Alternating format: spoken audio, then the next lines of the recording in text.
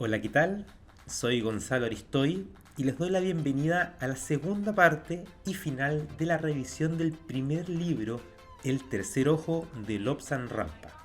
En la primera parte hemos contado sobre la asombrosa vida del monje tibetano Lobsang Rampa y su vida en el Tíbet, sobre el lamaísmo, y en esta segunda parte continuaremos con la revisión de los misterios del Tíbet, en cómo concluye la educación de Lobsang, cuáles son los lugares que visita y la historia secreta de la humanidad que Lobsang nos cuenta en detalle al final de este capítulo. Habíamos quedado pendientes de aprender cuáles eran los métodos astrológicos que se aplicaban en el país, pues cabe recordar la confianza que tiene esta nación sobre la ciencia de una forma transversal. Lobsang cuenta que lo primero es preparar el mapa de los cielos de la misma forma de como era en el momento de la concepción y en el momento del nacimiento de la persona. Para esto debe conocerse la hora exacta del nacimiento y esa hora tiene que ser trasladada a las horas de las estrellas. Una vez que son preparados estos mapas con todas las observaciones desde el punto de vista de dónde nos encontramos en el planeta, quienes tienen los conocimientos necesarios los pueden interpretar fácilmente.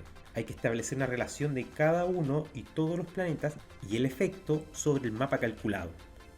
Se prepara un mapa del día de la concepción para conocer las influencias en acción directa durante los primeros momentos de la existencia de una persona. El mapa de nacimiento indica las influencias que ejercían su fuerza en el momento que el individuo entra en un mundo insospechado. ¿Cómo se hacen las profecías hacia el futuro? Se preparan mapas que van a ser de la época de ese entonces, de lo que se desea conocer, y se compara con el mapa natal del momento. Para hacer este tipo de predicciones, de revisión de cartas natales, se requiere toda la información generalmente de los intervinientes en estas decisiones. Por eso es importante tener la hora exacta para poder hacer predicciones y saber de qué se trata. Otra de los puntos que destaca Lobsang y que para él deja incrédulos a los occidentales, pero también es de una creencia absoluta y reinante en Tíbet, es que es posible trazar las vidas pasadas. En este capítulo en puntual se desmitifican muchas creencias que son bien erradas en Occidente en general, como este. Y ahí es cuando Lobsang nos dice que todos tuvimos nuestras vidas pasadas. Que no sepamos cuáles son no significan que no existan. Es así como se hace la comparación con seguir el camino de cada viajero en distintos aeropuertos. A simple vista es un trabajo complejo donde las personas vienen, van, hacen escalas, pero si se tienen bien los instrumentos y las habilidades es posible saberlo y de esa forma trazar las vidas pasadas que nosotros hemos tenido. Y ahí Lobsang destaca que están los registros akáshicos. No usa esta palabra directamente, pero son los que se conocen de cómo trazar las vidas pasadas que todos hemos tenido. Y otra de las creencias que se tienen en Tíbet es sobre la rueda de la vida, que simboliza para ello el interminable círculo del nacimiento, de la vida, la muerte, del espíritu y el nacimiento, y posteriormente una nueva vida, y así sucesivamente. Muchos estudiosos cometen el serio error de pensar que creemos que esos interminables infiernos que aparecen pintados en esta rueda de la vida, si pueden buscarla a través de internet la van a encontrar, pero obviamente eso no es lo que ellos creen, porque en el fondo ese infierno es la tierra para ellos. Ellos creen que nosotros venimos a la tierra a aprender y aprendemos en estas condiciones que es este infierno que es la tierra. El otro sitio que aparece para nosotros es a donde vamos cuando salimos del cuerpo, donde encontramos entidades que también están fuera de su cuerpo. Esto no es espiritismo, es en cambio una creencia de que durante el sueño, después de la muerte, nos vemos libres para vagar por los planos astrales. Tenemos la seguridad, dice, de que cuando estamos en lo astral, después de la muerte o durante el sueño, podemos encontrar a quienes amamos porque estamos en armonía con ellos.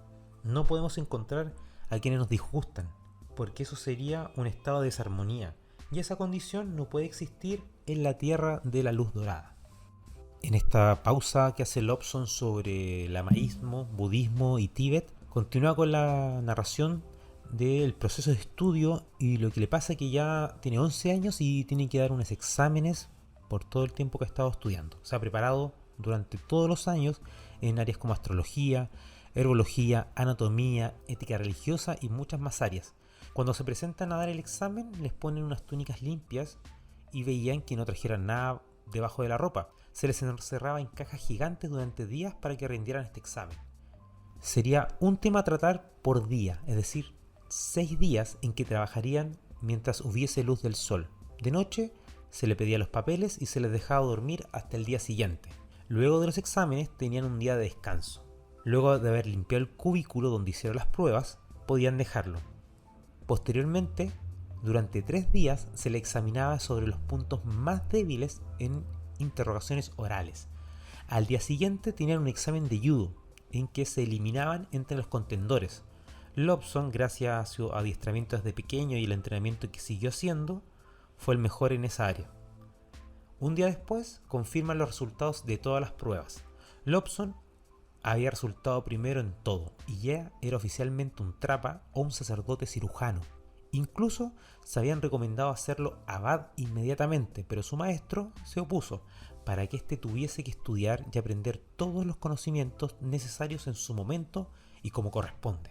Ahora solo se dedicaría a estudiar y viviría en el mismo edificio que su maestro dentro del lamasterio. Una de las cosas que más le costó estudiar en ese entonces fue el arte de la relajación. Su maestro lo veía tenso, así que le explicó cómo hacerlo. Le dijo que se acostara en la cama y que se tendiera. La explicación que da el maestro es la siguiente. Imagina que te has caído de una montaña. Imagina que estás en el suelo como una figura deshecha, con todos los músculos blandos, con las piernas en la misma posición que cayeron y la boca un poco abierta. Pues ahí sí es la única forma en que se pierde la tensión de la musculatura. Ahora empieza a imaginar que las piernas y los brazos están llenos de enanitos que hacen trabajar tironeándote los músculos. Dale la orden a esos enanitos a que vayan a tus pies para que desaparezca la sensación, el movimiento y la tensión. Deja tu mente examine los pies para estar seguro de que no uses un solo músculo. Después haz lo mismo con las piernas. Las pantorrillas deben tener un montón de gente trabajando ahí. Ahora que descansen las pantorrillas, que descanse, que vaya subiendo el descanso hacia la cabeza. Se vayan yendo cada uno de esos enanitos. Búscalos con la mente y haz que abandonen tus músculos. Así van a quedar blandos y flácidos. Finalmente que todos los músculos han sido liberados. Luego de que las piernas quedan completamente relajadas, hay que hacer lo mismo con la parte superior. Hay que comenzar por los dedos y que se vaya subiendo por las muñecas, por los brazos, los codos, completamente hasta que los hombrecitos hayan desaparecido y quitado todo el tipo de tensión. Y luego es momento de hacerlo con la cabeza, que es la parte más importante de la relajación. Primero hay que relajar los músculos de la boca. No es necesario ni comer ni hablar, hay que soltar la boca y relajarse. Soltar la boca y relajarse completamente. Hay que dejar los ojos torcidos, no hay luz que la moleste. Hay que cerrar suavemente los párpados. El mejor ejemplo de quien hay que copiar el relajo es de un gato. Hay que relajarse como un gato. Recomienda que este tipo de relajación la hagan las personas que están estresadas habitualmente en Occidente, que es para quien escribió este libro y que es muy útil para que se relajen. Y también el libro detalla que el maestro, luego de haberlo relajado completamente, le dice que falta una gran parte para relajar, que es la mente. El cuerpo está relajado completamente, pero si la cabeza no está, no se va a ir, no se puede hacer nada. Por eso hay que, de cierta forma, controlar los pensamientos que lleguen a la mente. Y explica cómo hacerlo. Primero, síguelos y fíjate qué son. Verás que son triviales. Entonces deténlos. No permitas que sigan fluyendo pensamientos en tu cabeza. Imagina un cuadro negro de la nada absoluta, con los pensamientos que tratan de saltar de un lado a otro. Al principio saltarán algunos. Persíguelos y hazlos saltar otra vez por el cuadro negro. Imagínalo. Verdaderamente visualízalo con fuerza. Y en muy poco tiempo verás la negrura, sin esfuerzo, y disfrutarás de la verdadera relajación mental y física. En definitiva, el tema de los pensamientos, a Lobson lo planteé que es muy sencillo y que se puede conseguir con un poco de práctica, pero mucha es la gente que jamás ha cerrado la mente y los pensamientos. Ahora que Lobson es un lama, el tiempo ha pasado, aprobó los exámenes, puede ir de viaje junto con su maestro como le había anunciado anteriormente, en que la comitiva conocería y recolectaría cientos de decenas de plantas, raíces, flores y más en las zonas más elevadas de Tíbet. El lugar, Trayerpa, era famoso por tener ciertos manuscritos muy valiosos que trataban de curas con hierbas, y a él se le permitía leerlos y tomar cuantas notas se quisiera. Pero para Lobson lo que era más interesante en ese momento era una meseta que estaba cercana, desde la cual iban a remontar en cometas para levantarse por los aires. Era lo único que le entretenía en ese momento a Lobson. La recolección se diferenciaban en distintas funciones. Algunos iban a la recolección de frutos, otros buscaban las raíces y las terminaban dejando en un lugar para su posterior revisión, secado o el procedimiento que fuese necesario. Pero todo esto era un recorrido puntual por donde estaban, eligiendo las principales plantas que ahí podían encontrar. Revisando el libro, quienes tienen la oportunidad pueden verlo, que hace un detalle, y se vuelve bastante interesante, un detalle de los nombres en latín y para qué sirven muchas de las plantas que ellos utilizan. Quien quiere que pueda revisarlas y confirmar su utilidad según lo que cuenta, puede revisar las páginas que están cerca de las 172 de ahí en adelante. Continuando con el relato, en este lugar, en Trayerpa, Lobson tuvo una de las experiencias que más le marcó la vida. Siempre tuvo la fascinación o la visión de estar volando y estar como los pájaros y estar en las alturas. Y por primera vez logra volar cometas gigantes. Gracias al viento que hay en ese lugar, en una de las mesetas donde el viento sopla, pueden levantarse cometas gigantes transportando a un humano. Ese día en puntual le construyeron una desde cero. Los palos y la seda fueron elegidas cuidadosamente por alguien que se denomina como el maestro de las cometas. Es alguien que conoce de área de ingeniería, de arquitectura, de construcción, aerodinámica, y Lobson pudo subirse definitivamente a una de ellas. Le enseñaron y se mantuvo en el aire por varios minutos, viendo un paisaje esplendoroso, según describen, que alcanzaba a ver el desierto, altas cumbres y ríos como hilos a la distancia. Con el gusto de estar en el aire y con el conocimiento que adquirió, hace recomendaciones de modificación a estas cometas, con el único objetivo de tener más control sobre ella.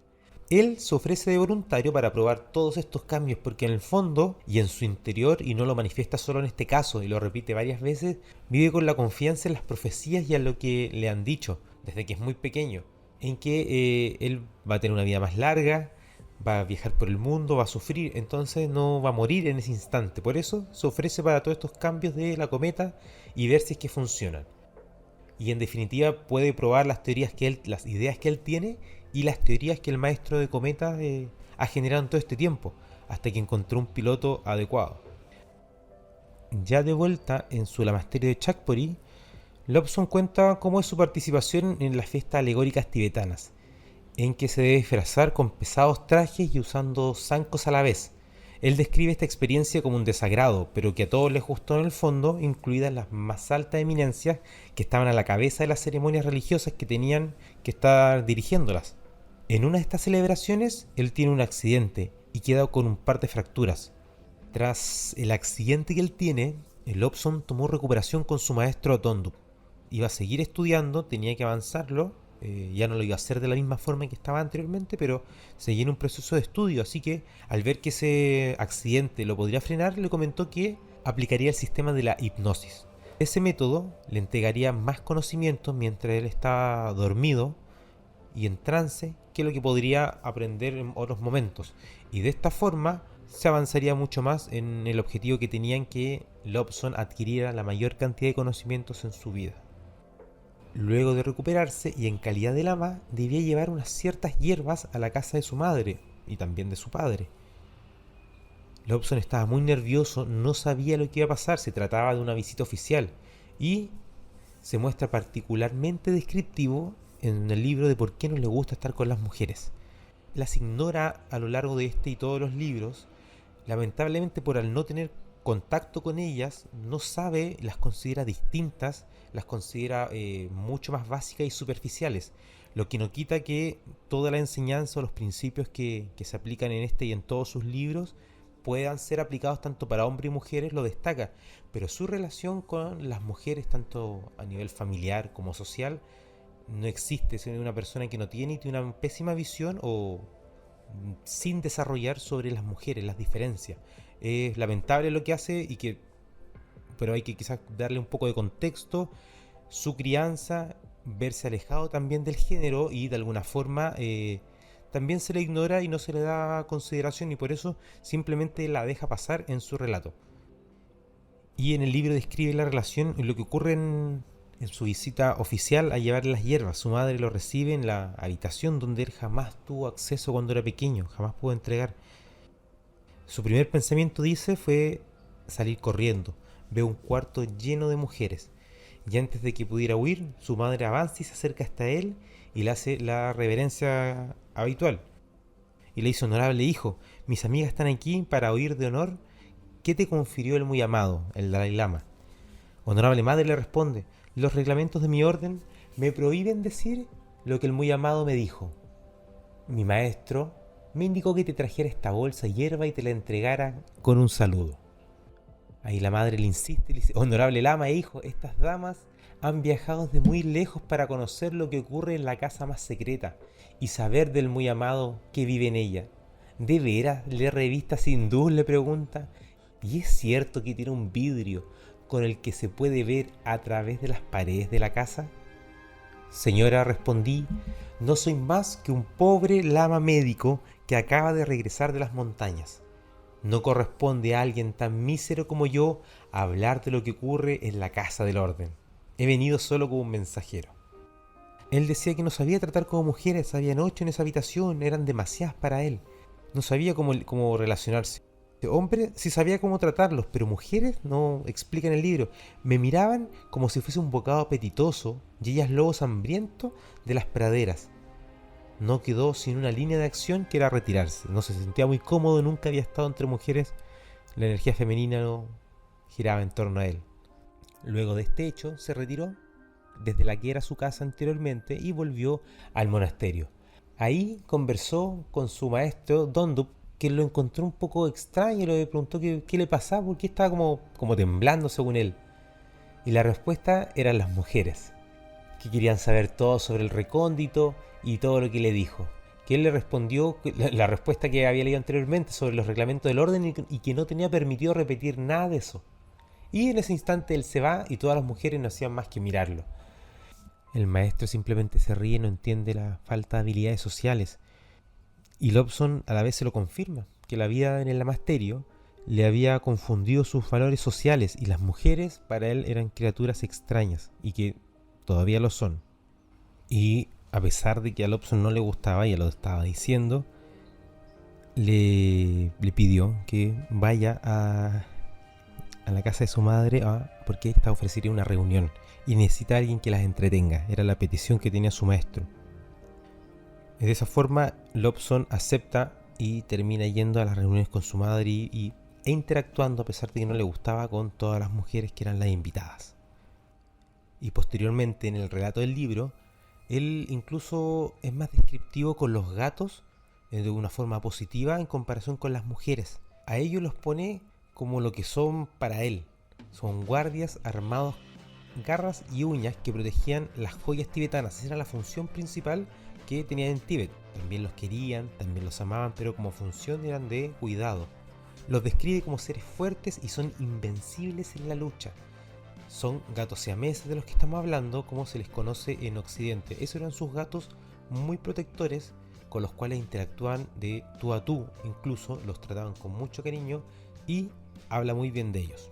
Y otra característica que en algún momento asocia a los gatos es que ellos perciben cosas que nosotros no.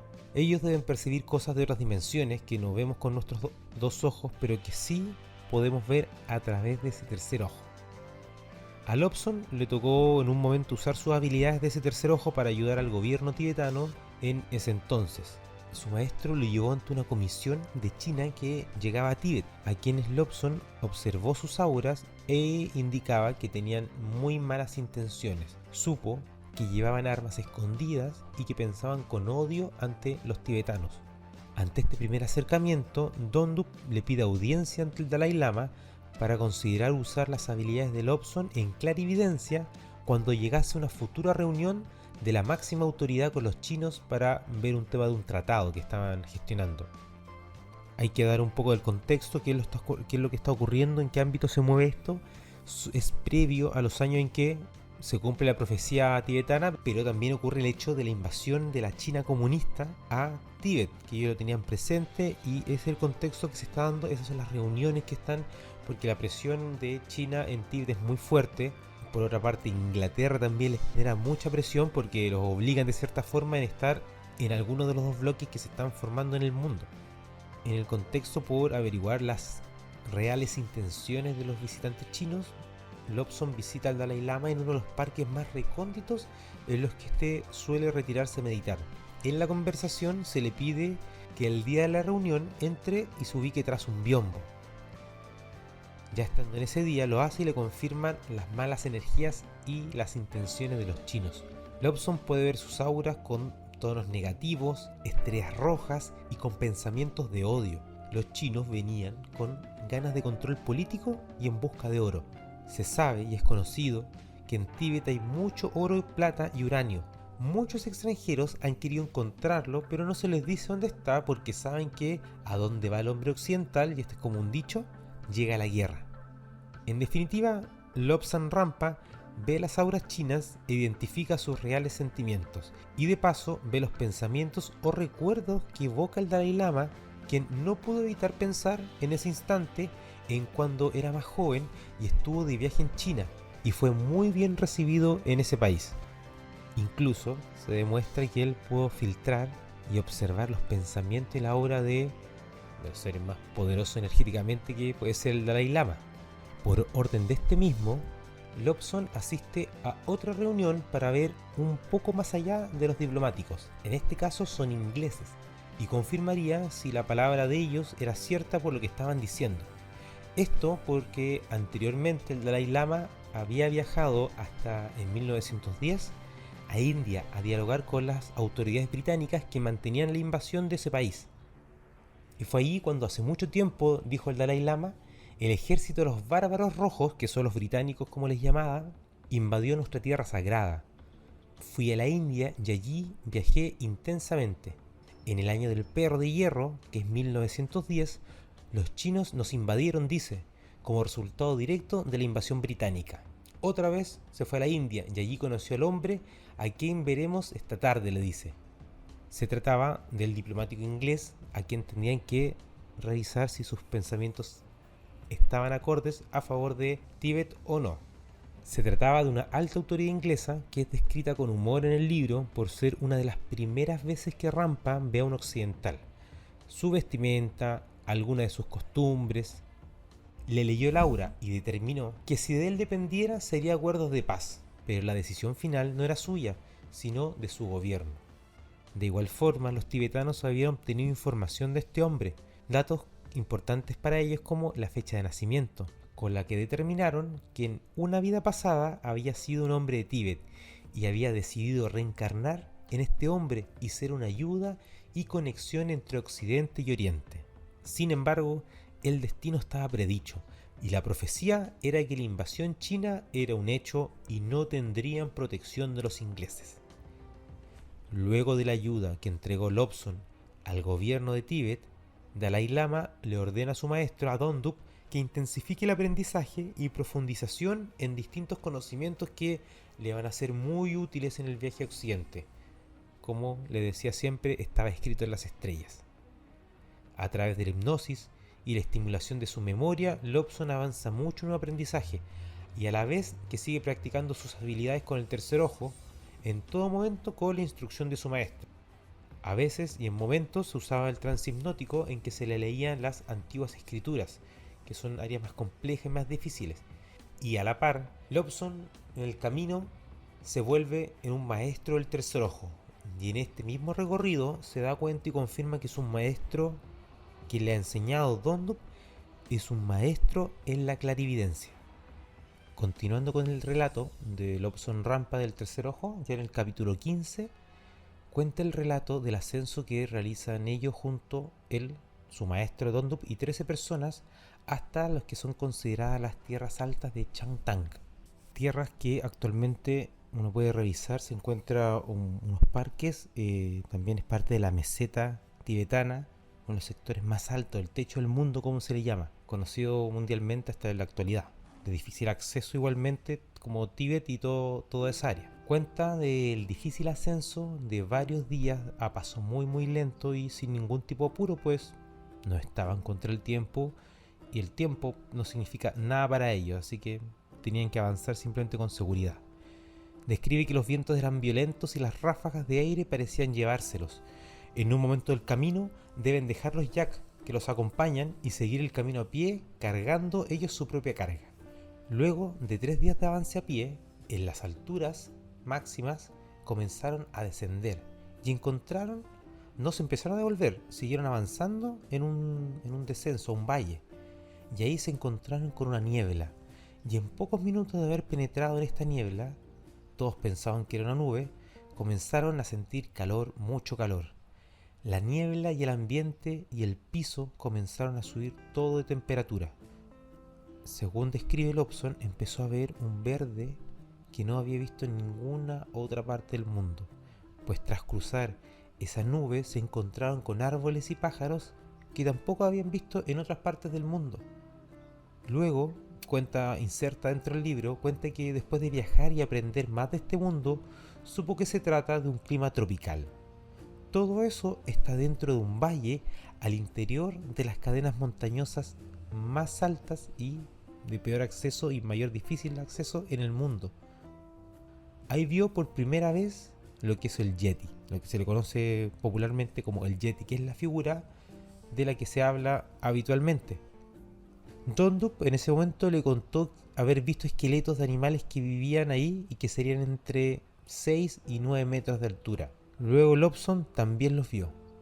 En ese viaje, el lama ve al Yeti por primera vez, y esto es lo que él dice. Estaba inclinado recogiendo hierbas cuando algo le hizo levantar la cabeza. A 10 metros de él estaba esa criatura que tanto había oído hablar. Los padres de Tíbet a menudo amenazan a sus hijos con esta fórmula: portarse bien o se los va a llevar el Yeti. En ese momento, la primera vez que vio un Yeti, se miraron fijamente. Quedaron los dos inmóviles de terror de mirarse mutuamente. En ese instante, aquel ser le señala y emite un curioso grito semejante al maullido de un gato. La cabeza parecía carente de lóbulos frontales y se inclinaba hacia atrás casi directamente desde las cejas espesas. El mentón era casi inexistente y los dientes eran largos y prominentes. Con todo, la capacidad craneana parecía similar a la del hombre moderno, con excepción de la frente que no existía. Las manos y los pies eran grandes y pesados. Eran patizambos y los brazos parecían mucho más largos que lo normal. Observó que el individuo caminaba sobre la parte interior de los pies, o como lo hacen también los grandes simios y los grandes monos que también caminan con esa parte. El lama Dondup le contó que los Yeti eran una reversión de la raza humana, que habían seguido un sendero distinto de la evolución y que solo podían vivir en lugares más escondidos. Con mucha frecuencia se oían cuentos de ellos que habían abandonado las tierras altas y se habían visto saltar y merodear cerca de las regiones habitadas. También se teme o se piensa que si el hombre occidental logra capturar alguno de estos animales, van a ser disecados y preservados como un animal en un zoológico. Por eso se piensa que los Yeti han sido obligados a buscar refugio en las tierras más altas y que en cualquier otra parte, con excepción de alguno que otro, están extinguidos todos, ya se están acabando. Luego de haber visto el Yeti y de haber estado en esa área cálida, recogieron hierbas y se fueron. En el camino, uno de los suyos murió por no poder resistir nuevamente el frío al que se expusieron en el retorno. Se demoraron 9 días hasta llegar los animales para cargar las cosas, y antes de llegar a ese lugar perdieron a otro monje que cayó por frío y por hambre. Al llegar lo recibieron 4 de los 5 lamas que se habían quedado, pues uno había muerto en la espera. Pasaron varios días, recobraron energías y comenzaron el retorno hasta tierras más bajas. En el camino se encontraron con mercaderes con quienes compartieron té y escucharon sus historias. Luego fueron directamente a Lhasa y al Potala, al edificio de Tíbet. Ahí se entrevistaron con el recóndito. El Dalai Lama les manifestó la alegría de lo que ellos pudieron ver, que le hubiese encantado hacerlo, pero que no podía hacerlo por la calidad de su cargo. Luego de eso se fueron a recorrer otros lamasterios entregando la hierba y dando conferencias de lo realizado en el viaje. Tras eso, era momento de que Lobson volviera a estudiar para dar los últimos exámenes para la obtención de los grados más altos de lama.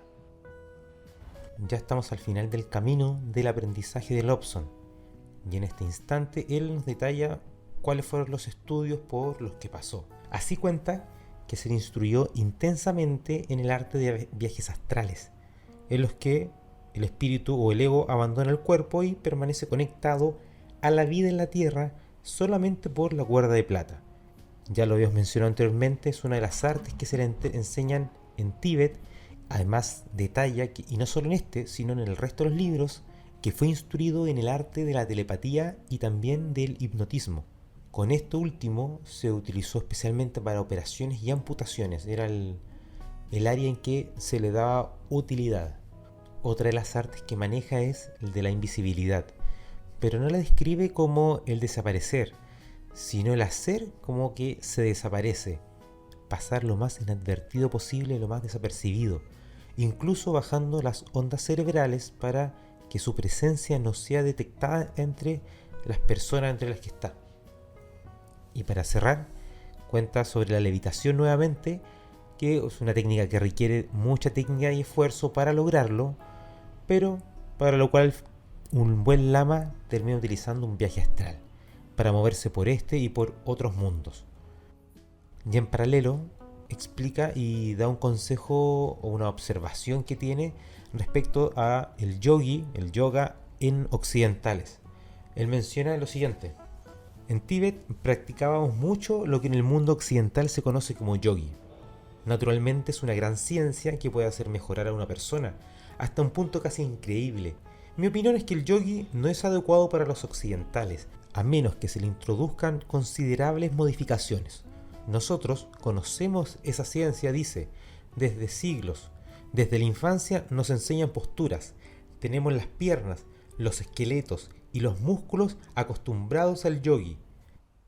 Es solo su opinión de tibetano, pero cree que a menos que se practiquen una serie de ejercicios modificados, habría que aconsejar a la gente contra ello.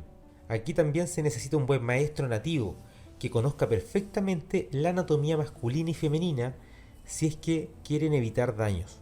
No solo las posturas pueden hacerse mal, sino también los ejercicios respiratorios. Detalla y hace hincapié en el tema de la respiración al ser otra de las áreas en que fue entrenado y en el cual estudió mucho. Menciona, por ejemplo, que si se hace de forma adecuada, una persona puede correr durante horas sin cansarse. En Tíbet son los mensajeros que en un estado casi de levitación y manejando su respiración se mueven y entregan los mensajes. O por ejemplo, también con la respiración, controlar la temperatura física y no sentir frío ni calor. Para los occidentales, Lobson da dos sencillos consejos que podemos usar a nuestro favor para respirar y sentirnos mucho mejor. El primero dice relación sobre el momento en que queremos levantar algo pesado.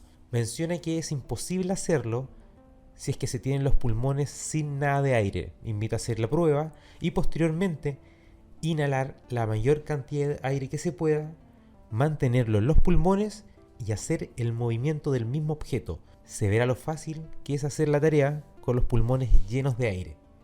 Otra recomendación es para las personas enojadas. Quienes se encuentran en un estado iracundo tienen que tomar conciencia y aplicar respiración activa. ¿Qué se hace? Se respira profundamente, tan profundo como se pueda. Hay que contener la respiración por lo menos durante 10 segundos. Luego exhalar con mucha lentitud y repetirlo por lo menos 3 veces. Eso calmará nuestro corazón, nuestras pulsaciones y latidos y nos calmará casi inmediatamente. Ya Lobson estaba por cumplir los 16 años y sus estudios de medicina, hierba, anatomía, divinidad metafísica, ramas de la yoga tenían que ser evaluados en los últimos exámenes. Durante 10 días tendría distintas pruebas de distintas áreas que comenzaban con primeros 6 días de exámenes escritos, en que, al igual que los anteriores, los estudiantes debían estar dentro de cajas especiales sin contacto con el exterior durante todo ese tiempo. Dormían adentro y respondían un examen por día. Tras salir del examen escrito, descansaban y continuaban con 2 días de judo, en que probaban técnicas y llaves que podían dejar inconsciente al contrincante. Era parte del objetivo, era parte de las pruebas y era parte de probar la enseñanza si había funcionado.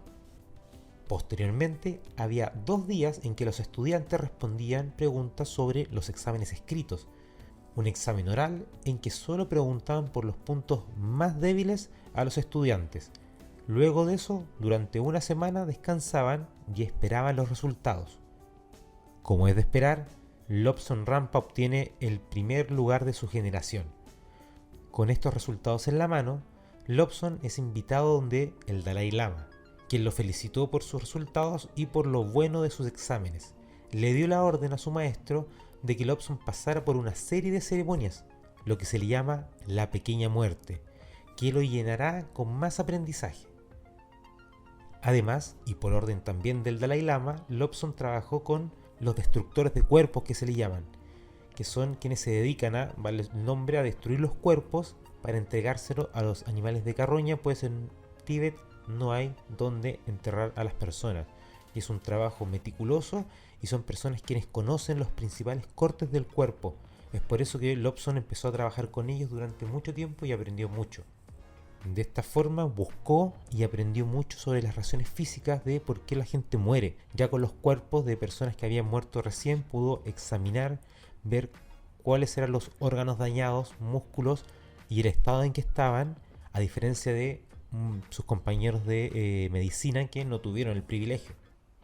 Y acá Lobsang detiene el relato y nos explica tanto qué es la muerte del cuerpo físico, qué es el cuerpo físico para Tíbet y qué es la muerte en sí.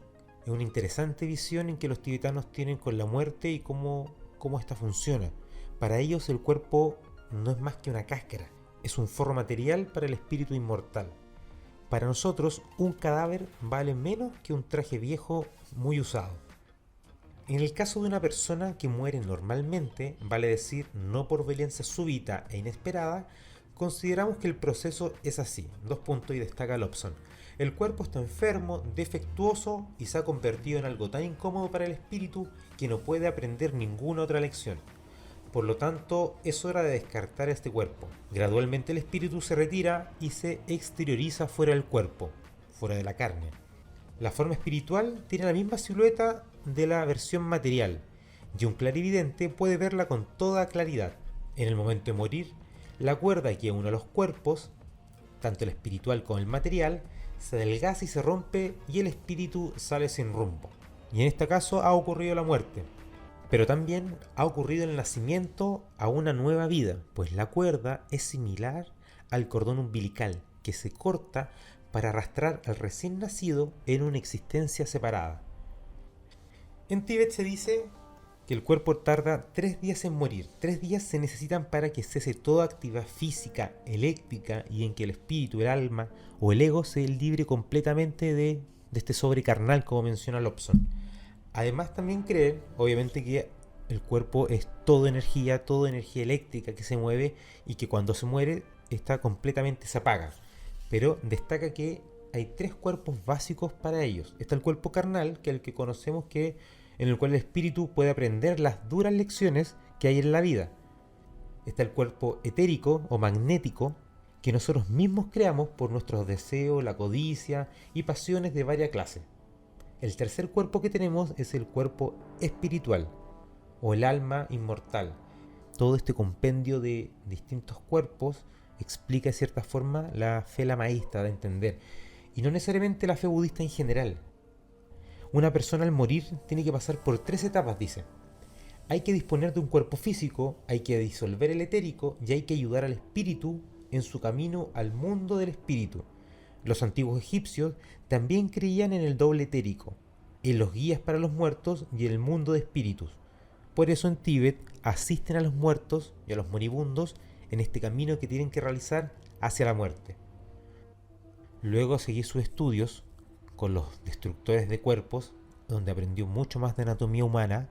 Fue citado por el honorable maestro de los muertos, un grado muy alto y honorable dentro de la jerarquía lamaísta, a que participara en una ceremonia de este estilo, en que ellos recitaban una serie de mantras que invitaban a este espíritu de un monje mucho mayor a que el espíritu abandonase este cuerpo.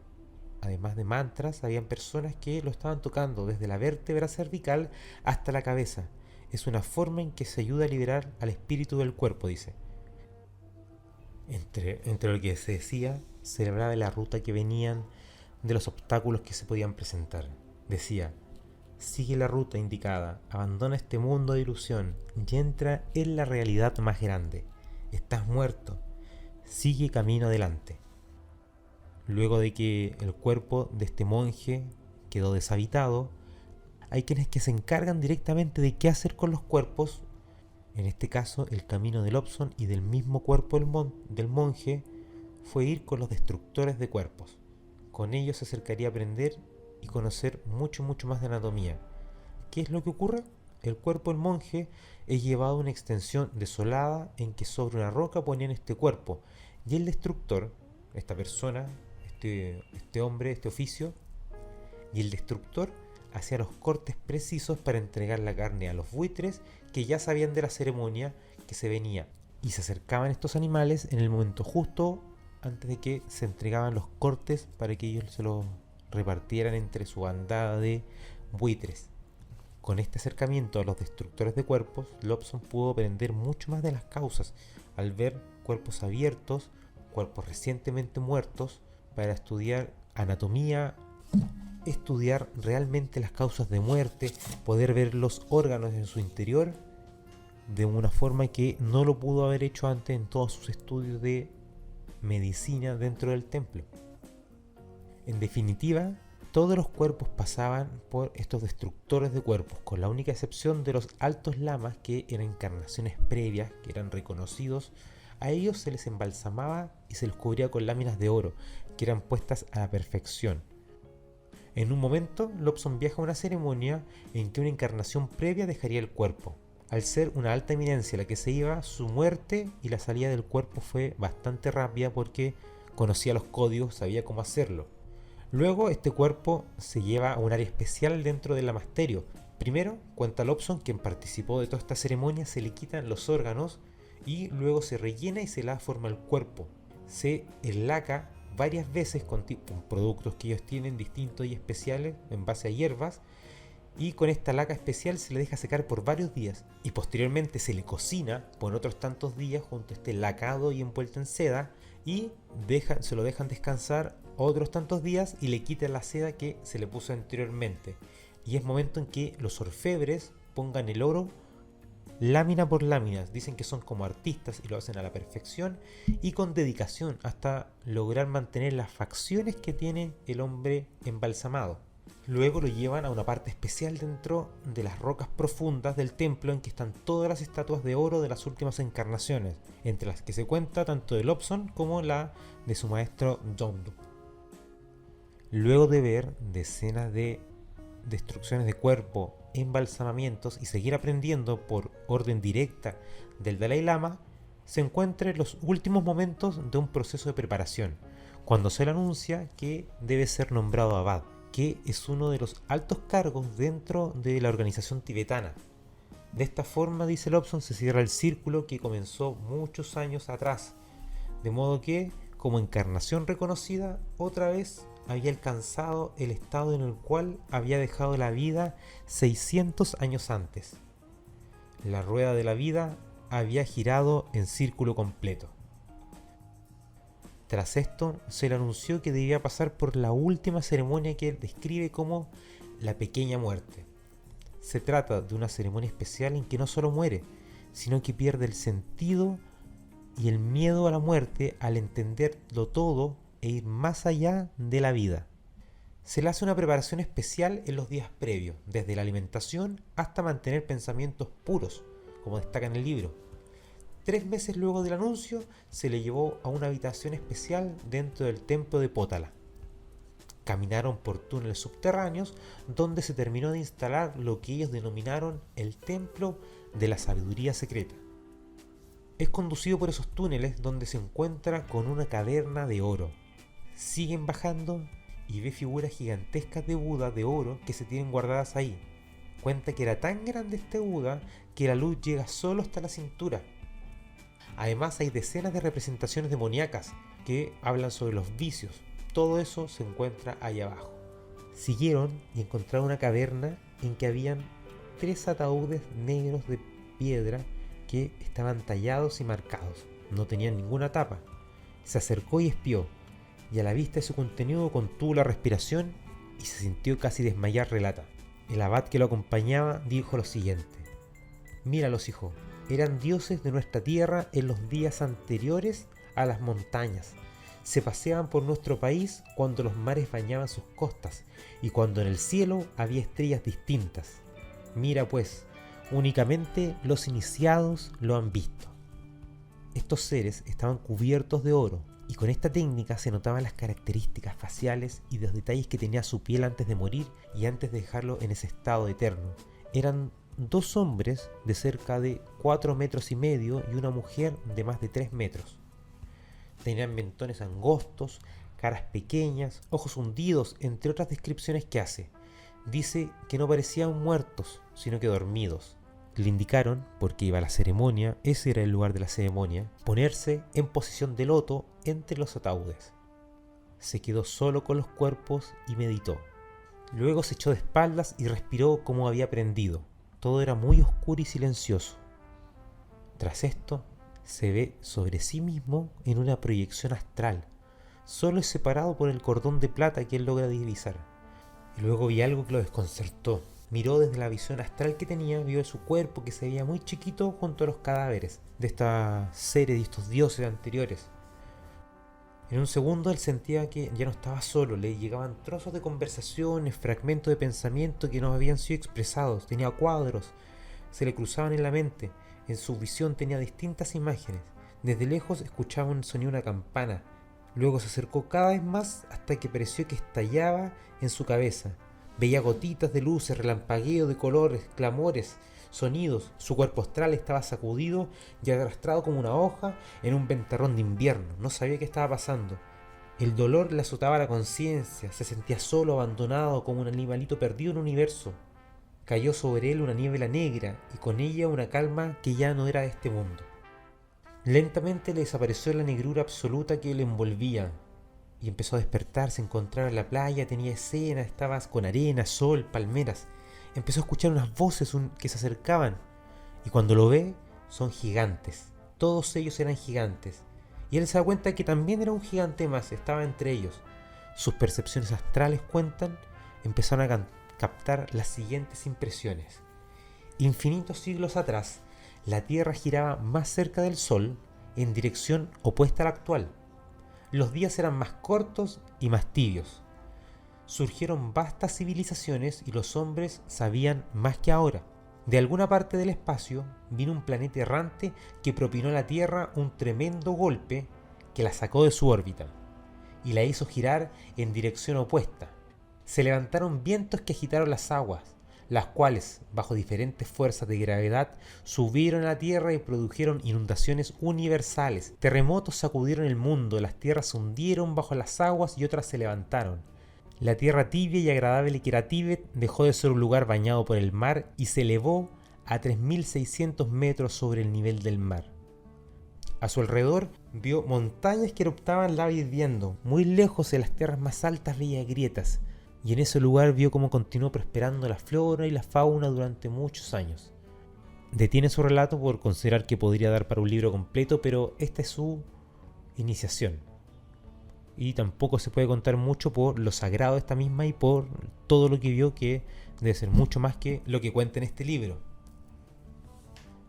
Fueron 3 días los que pasaron en esa tumba, en que Lobsang había muerto y vivido nuevamente.